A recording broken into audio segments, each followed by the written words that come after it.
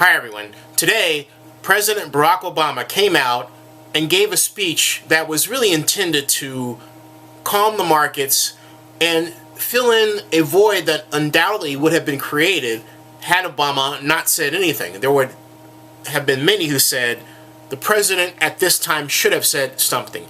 He should have made a statement. He should have given a speech. He did precisely that. But it wasn't enough for some people, specifically MSNBC's Chris Matthews.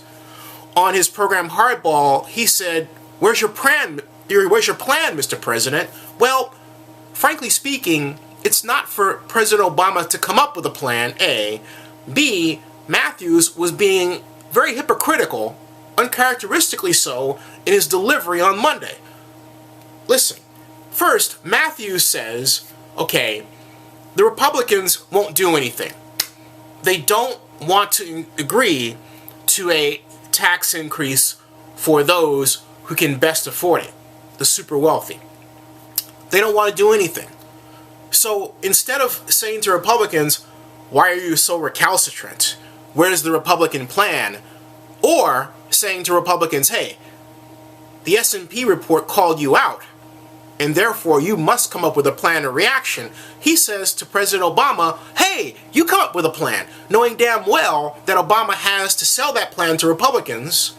And, as Matthews said on his show, Republicans aren't going to adjust or do anything. So why should Obama come up with a plan? What is Matthews trying to do? Is he trying to devalue Barack Obama at this time?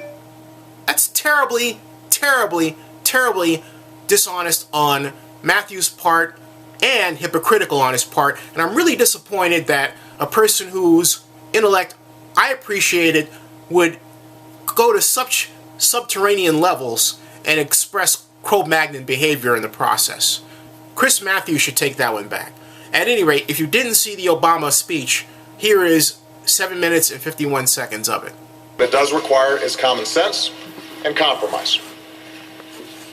There are plenty of good ideas about how to achieve long-term deficit reduction that doesn't hamper economic growth right now. Republicans and Democrats on the bipartisan fiscal commission that I set up put forth good proposals. Republicans and Democrats in the Senate's Gang of Six came up with some good proposals.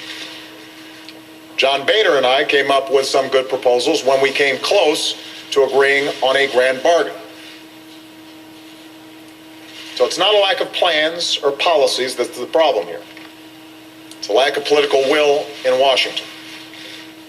It's the insistence on drawing lines in the sand, a refusal to put what's best for the country ahead of self-interest or party or ideology. That's what we need to change. I realize that after what we just went through, there's some skepticism that Republicans and Democrats on the so-called super committee, this joint committee that's been set up, will be able to reach a compromise. But my hope is that Friday's news will give us a renewed sense of urgency. I intend to present my own recommendations over the coming weeks on how we should proceed. And that committee will have this administration's full cooperation. And I assure you, we will stay on it until we get the job done. Of course, as worrisome as the issues of debt and deficits may be, the most immediate concern of most Americans, and of concern to the marketplace as well, is the issue of jobs and the slow pace of recovery coming out of the worst recession in our lifetimes. And the good news here is that by coming together to deal with the long-term debt challenge, we would have more room to implement key proposals that can get the economy to grow faster. Specifically, we should extend the payroll tax cut as soon as possible so that workers have more money in their paychecks next year and businesses have more customers next year. We should continue to make sure that if you're one of the millions of Americans who's out there looking for a job, you can get the unemployment insurance that your tax dollars contributed to. That will also put money in people's pockets and more customers in stores. In fact, if Congress fails to extend the payroll tax cut and the unemployment insurance benefits that I've called for. It could mean 1 million fewer jobs and 0.5% less growth. This is something we can do immediately, something we can do as soon as Congress gets back. We should also help companies that want to repair our roads and bridges and airports so that thousands of construction workers who've been without a job for the last few years can get a paycheck again. That will also help to spur economic growth. These aren't Democratic proposals. These aren't big government proposals. These are all ideas that traditionally Republicans have agreed to countless times in the past.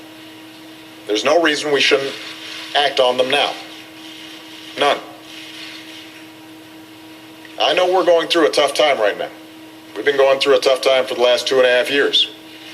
I know a lot of people are worried about the future, but here's what I also know. There will always be economic factors that we can't control. Earthquakes, spikes in oil prices, slowdowns in other parts of the world. But how we respond to those tests, that's entirely up to us. Markets will rise and fall, but this is the United States of America. No matter what some agency may say, we've always been and always will be a AAA country. For all of the challenges we face, we continue to have the best universities, some of the most productive workers, the most innovative companies, the most adventurous entrepreneurs on earth.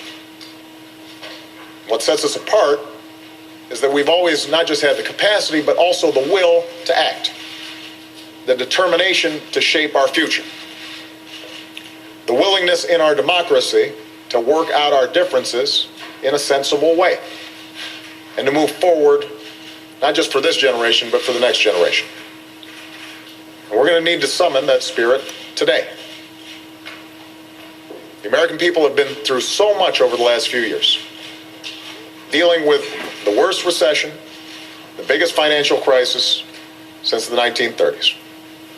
And they've done it with grace. And they're working so hard to raise their families. And all they ask is that we work just as hard here in this town to make their lives a little bit easier. That's not too much to ask. And ultimately, the reason I am so hopeful about our future, the reason I have faith in these United States of America is because of the American people. It's because of their perseverance and their courage and their willingness to shoulder the burdens we face together as one nation. One last thing. There is no one who embodies the qualities that I mentioned more than the men and women of the United States Armed Forces.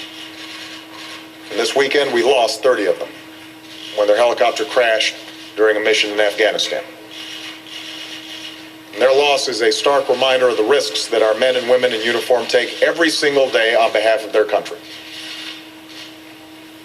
Day after day, night after night, they carry out missions like this in the face of enemy fire and grave danger. And in this mission, as in so many others, they were also joined by Afghan troops, 7 of whom lost their lives as well. So I've spoken to our generals in the field, as well as President Karzai, and I know that our troops will continue the hard work of transitioning to a stronger Afghan government and ensuring that Afghanistan is not a safe haven for terrorists. We will press on, and we will succeed. But now is also a time to reflect on those we lost and the sacrifices of all who served, as well as their families. These men and women put their lives on the line for the values that bind us together as a nation. They come from different places, and their backgrounds and beliefs reflect the rich diversity of America. But no matter what differences they might have as individuals, they serve this nation as a team. They meet their responsibilities together. And some of them, like the 30 Americans who were lost this weekend, give their lives for their country. Our responsibility is to ensure that their legacy is an America that reflects their courage, their commitment, and their sense of common purpose. Thank you very much. Now, in closing, I will say that I think Obama should have stayed and answered questions. He did not do so. He gave the speech and he left. But interestingly, in departing, he did something very smoothly that George Bush did not do during his presidency. In China, in Taiwan, actually, President Bush gave a speech and he was trying to basically escape the press. He didn't want to answer any questions. So he goes out to a door on his right, actually my left, your left, my right, and he pulls on it thinking it's going to open, and it doesn't open. He's jabbing at it like that. It's like, he just goes, ugh, he's like embarrassed. That was hilarious. Obama had the good sense to know that the direction he took, the out direction, would be one that was actually available.